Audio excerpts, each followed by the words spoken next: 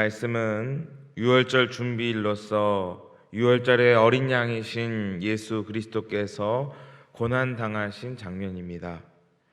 어제 말씀드린 것과 같이 유대 시간은 저녁이 되고 아침이 되니라고 했습니다. 그래서 어제 살펴본 성만찬 사건부터 예수님께서 십자가에 달리시기까지 그때가 성금요일입니다. 그 중에서 이 시간에는 빌라도에게 고난을 당하신 장면입니다. 예수님께서는 죄인과 같이 안나스에게서 가야바로, 가야바에게서 빌라도에게로 가셨습니다.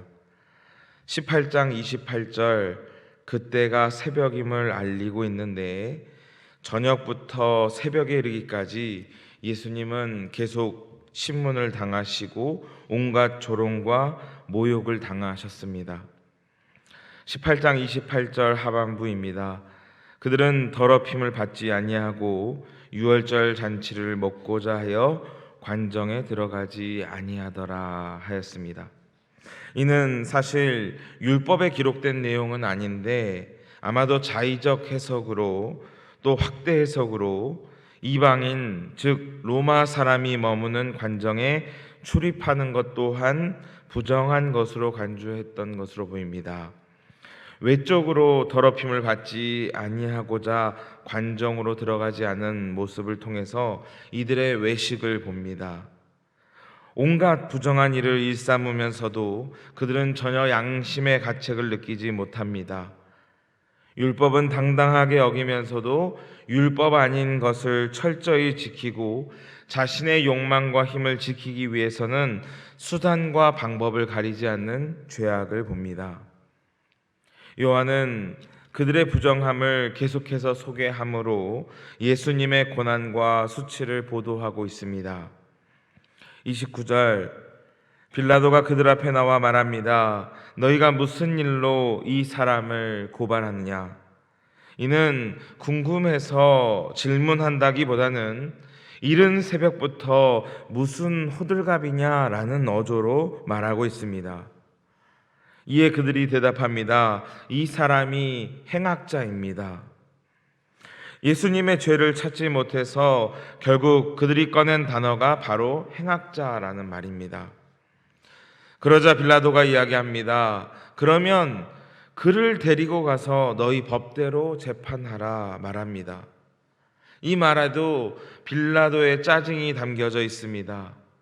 우리가 흔히 오해하기를 빌라도가 예수님을 살려주기 위해 애를 쓴 인물, 무죄한 예수님과 농성을 벌이는 유대인 사이에서 쉽게 결정하지 못한 우유부단한 인물로 생각하기 마련입니다. 그런데 사실 빌라도는 유대인들의 시선을 크게 고려하지 않았음을 봅니다. 또 그런 탓에 지난 세월 동안 수많은 사람들에 의해 고백되어졌습니다. 본디오 빌라도에게 고난을 받아. 먼저 빌라도의 성품을 알기 위해서는 이스라엘의 당시 통치 체계를 이해해야 됩니다. 로마는 히스기야 시대 때부터 세워진 나라이고 이스라엘은 로마의 식민 통치를 받아왔습니다. 그런데 가이사 아구스도 즉 아우구스투스가 황제로 즉위했을 때 황제 숭배를 강요한 것입니다.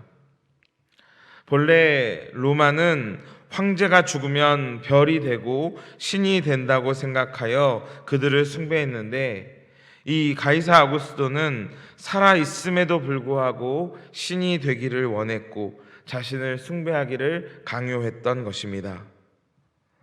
그러다 보니 이 유일신 사상의 유대인들과 갈등이 심할 수밖에 없었습니다. 여기서 팔레스타인 지역은 로마 통치에 있어서 아주 중요한 요지였습니다. 왜냐하면 유럽과 아프리카를 연결하는 위치에 있었기 때문입니다. 그래서 로마는 그들의 종교를 어느 정도 허용하면서 통치하는 방식을 채택했습니다. 그래서 종교는 대제사장이, 군사는 총독이, 내정은 분봉왕이 각각 관리했습니다. 초대 분봉왕으로는 에돔 출신의 유대인인 헤롯 대왕이었습니다.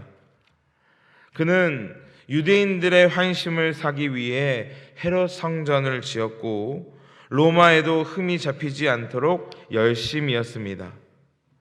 그래서 나름 로마와 유대인들 사이에서 좋은 평가를 받았습니다.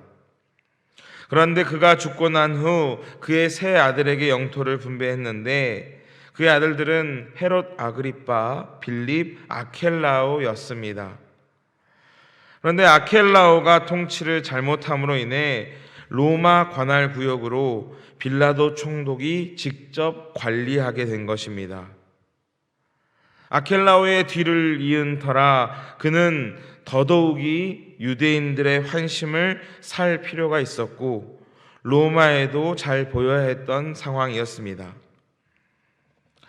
빌라도에 대한 기록이 많지 않아 처음에는 허구의 인물이라 여겨질 정도였으나 후에 고고학자들의 발굴에 의해 빌라도가 허구의 인물이 아닌 실존 인물임이 입증되었고 그의 성격을 유추해 볼 만한 자료들이 나왔습니다. 1세기 때 주저된 동전을 보면 주후 27년경 새로운 동전을 발행했는데 앞면은 옥수수 새알이, 뒷면에는 로마 사제들이 이교의 신에게 포도주를 부을 때 사용하던 접시를 새겼습니다. 당시 유대 지역에서 이교의 문양을 반영한 동전을 유통시키는 것이 금기시되어 있었는데 빌라도는 27년 그리고 30년, 31년경에도 이와 같은 동전을 발행했습니다. 즉 다시 말해서 빌라도는 로마 제국에 있어서 중요한 요지인 유대 팔레스타인 지역에 사는 유대인들의 비위를 맞춰야 함에도 불구하고 아랑곳하지 않을 만큼 고집스럽고 당당한 인물이었음을 알 수 있습니다. 앞서 예수님을 이끌고 왔던 종교 지도자들에게 이야기하는 것도 그의 우유부단한 성격이 아닌 유대인들을 무시하던 태도였습니다. 귀찮고 짜증스러운 어투로 말하는 것을 볼 때 그가 예수님을 십자가 앞에 두고 고민했다고 보기에는 어렵습니다. 설령 예수님을 판결하는데 일말의 고민이 있었다고 한들 최종 결정을 하는 데 있어서 책임은 빌라도에게 있었기 때문에 예수님께서는 빌라도에게 고난을 받으셨다 고백합니다. 18장 33절 빌라도가 관정으로 돌아와 예수님께 묻습니다. 내가 유대인의 왕이냐? 이 질문 안에도 빌라도의 조롱이 담겨져 있습니다. 이런 초라한 모습을 한 네가 정말 유대인의 왕이냐? 라고 묻는 것이죠. 이는 단순히 예수님을 조롱하는 것만이 아니라 예수님을 끌고 온 유대인들을 조롱한 말이기도 합니다. 이렇게 초라한 이 사람을 유대인의 왕이라고 너희들이 지금 데려온 거냐라고 말하는 것이죠. 빌라도는 예수님을 신문한 끝에 그에게서 아무 죄도 찾지 못했다 말합니다.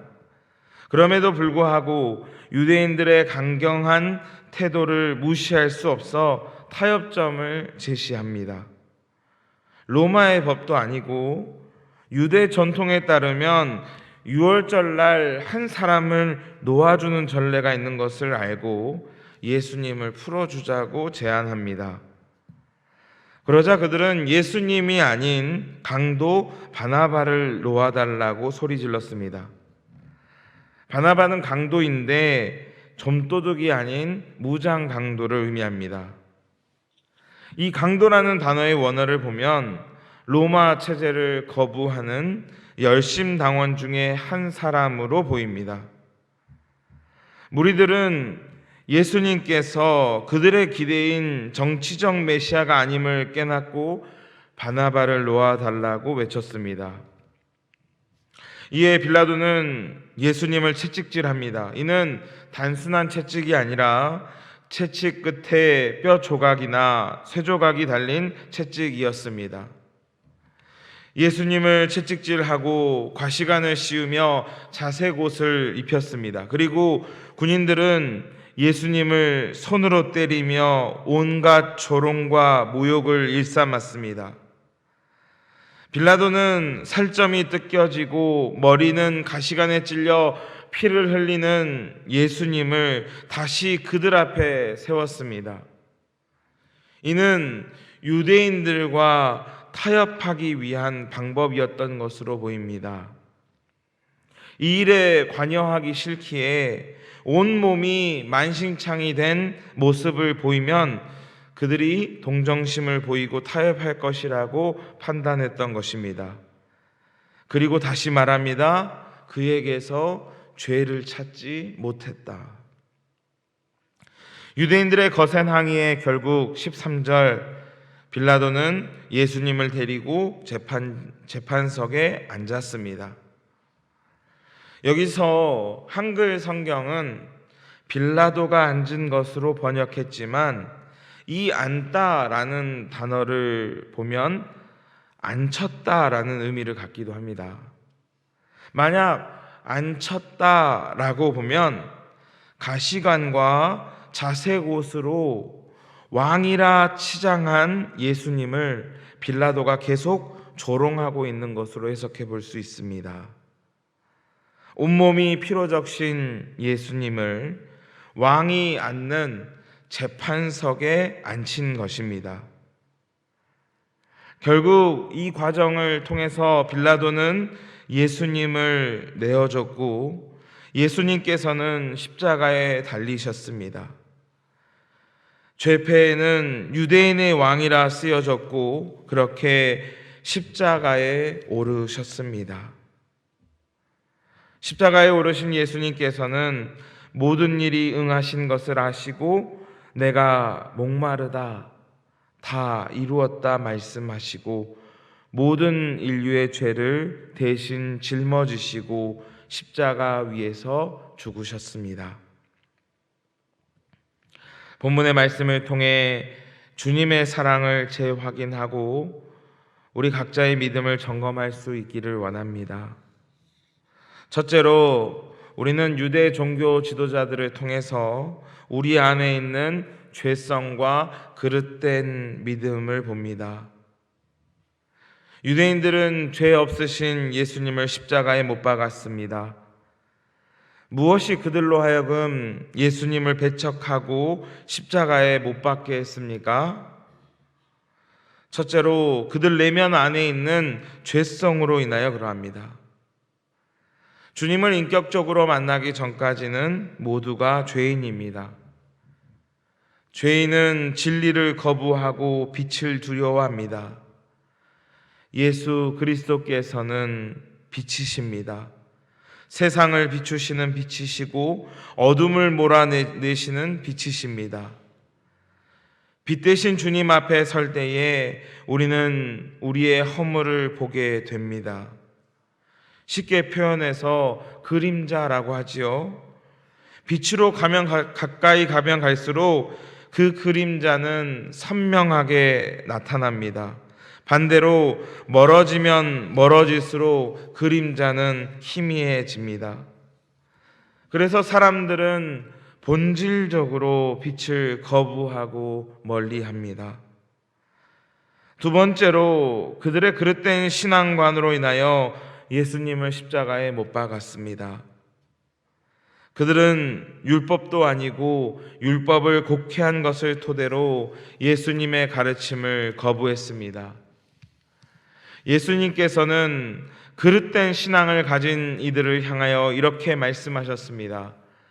마태복음 23장 23절 이하의 말씀을 보면 이렇게 기록되어 있습니다. 제가 표준 새 번역으로 읽어드리겠습니다. 율법학자들과 바리새파 사람들아, 위선자들아, 너희에게 화가 있다. 너희는 박하와 회향과 근처의 11조는 드리면서 정의와 자비와 신의와 같은 율법의 더 중요한 요소들을 버렸다. 그런 것들도 반드시 했어야 하지만 이것들도 소홀히 하지 말았어야 했다. 눈먼 인도자들아, 너희는 하루 사이는 걸러내면서 낙타는 삼키는구나. 그들이 지켜온 신념은 그릇된 것이었고, 그로 그리스도이신 예수 그리스도를 부정한 채 십자가에 못 박은 것입니다. 세 번째로 군중 심리로 예수님을 십자가에 못 박았습니다. 매 사순절 때마다 우리는 말씀을 통해 보듯이 예수님을 십자가에 못 박으라고 외친 무리들은 예수님께서 예루살렘에 입성할 당시 호산나 다윗의 자손이여 찬송하리로다 외쳤던 자들입니다. 그런데 몇몇 사람들의 선동으로 인해 그들은 예수님을 대적하고 십자가에 못 박는 죄를 범하고 맙니다. 네 번째, 그들은 그릇된 주인을 섬김으로 예수님을 십자가에 못 박았습니다. 본문 14절 15절 말씀을 보면 빌라도가 유대인을 향하여 말합니다. 보라, 너희 왕이로다. 이에 그들이 소리 지르며 대답합니다. 그들이 소리 지르되 없이 하소서, 없이 하소서, 그를 십자가에 못 박게 하소서. 빌라도가 이르되 내가 너희 왕을 십자가에 못 박으랴. 대제사장들이 대답하되 가이사 외에는 우리에게 왕이 없나이다 라고 말합니다. 이 시간 유대인을 통하여서 우리의 믿음을 점검합니다. 사랑하는 성도 여러분, 여러분은 지금 누구를 왕으로 고백하며 살아가고 있습니까? 우리가 의지하는 예수님만이 우리의 왕이시고 하나님이시며 아버지이시고 주인이심을 믿습니다. 인생을 살아가면서 모든 우상들이 하나님의 자리를 탐합니다. 상황에 따라 하나님이 아닌 세상의 것을 왕으로 삼으며 살아갈 때가 많이 있습니다. 또 사람들이 하는 대로 하는 만큼 신앙생활 하려 합니다. 옆에 있는 사람이 며칠 전에는 예수님을 찬송했다가 오늘 예수님을 십자가에 못 박아야 한다고 외치는 것을 보고 따라 외칩니다. 군중의 의견에 따라 내 믿음이 쉽게 흔들리며 요동칩니다. 또 지나온 세월 속에 굳어버린 신앙의 모습만을 고수하며 이것만이 진리인 것처럼 성경보다 우선시하였던 우리의 약함을 봅니다. 성경 말씀보다 교회의 전통을 앞세우고 성경 말씀보다 내 신앙적 습관을 우선시하였던, 그래서 예수님을 오히려 부정하지 않았는지 우리의 믿음을 점검하길 원합니다. 또 무엇보다도 본질적으로 죄의 자녀인 우리가 빛을 떠나 살지 않았는지 점검해야 합니다. 진리를 마주하는 일은 매우 고통스러운 일입니다. 나의 죄성과 수치가 여실히 드러나기 때문입니다. 도망가고 싶습니다. 그런데 주님께서 저와 여러분을 빛으로 초대하십니다. 앞서 우리의 죄의식을 그림자로 비유하였습니다. 우리가 죄와 허물로부터 자유할 수 있는 것은 빛으로 가까이 가서 빛 안에, 주님 안에 속하는 것입니다. 빛 안에 머물면 참된 자유를 누리게 되는 것입니다. 지난날 우리의 죄성과 그릇된 신앙 습관과 따랐던 군중 심리와 우상 숭배를 하지 않았는지 점검함으로 십자가 앞에 더욱 가까이 나아갈 수 있는 우리 모두 되길 원합니다. 두 번째로 우리는 십자가를 통해 예수님의 사랑을 확인하길 원합니다. 여러분, 십자가가 무엇입니까? 고난과 수치의 상징입니다. 우리는 익히 십자가가 얼마나 고통스러운 사형틀인지 알고 있습니다. 너무 고통스럽기에 저들은 저주의 형틀이라 여겼습니다. 또 하나님의 말씀을 따라 저들은 십자가를 저주의 형틀이라 여겼습니다. 사람들은 예수님을 조롱하고 핍박했습니다. 예수님께서 십자가에 달리실 때 군사들은 웃으며 예수님의 옷을 제비 뽑았습니다. 주님께서는 군사들을 위하여서 또 모든 죄와 사망 가운데 놓인 우리 모두를 위하여서 고난당하시는 그 순간에도 군사들은 쾌락을 쫓았습니다. 주님께서 고난과 수치의 십자가에 계실 그때에도 우리는 그 사랑을 외면한 채 웃고 각기 제 갈 길로 갔습니다. 예수님은 빌라도의 신문 때처럼 죄 없으신 분이십니다. 예수님은 빌라도가 십자가에 패에 적었던 것처럼 유대의 왕이요 온 세상의 왕이십니다. 예수님은 당장이라도 십자가에서 내려오셔서 자신을 조롱한 사람들을 멸하실 수 있는 전능하신 분이십니다. 그런데 주님은 내려오지 않으셨습니다. 왜냐하면 예수 그리스도를 십자가에 매달은 것은 못이 아니라 사랑이기 때문입니다. 저와 여러분을 사랑하기 때문에 끝까지 견디신 것입니다. 여러분, 오늘 하루 주님의 사랑을 기억하길 원합니다. 그 사랑을 증거하길 원합니다. 주님 가신 그 길로 나아가는 복된 그리스도인 되시기를 원합니다. 기도하겠습니다. 사랑과 자비가 무한하신 여호와 하나님 아버지, 주님이 당하신 그 고난의 길을 봅니다. 주님이 보이신 그 사랑을 봅니다.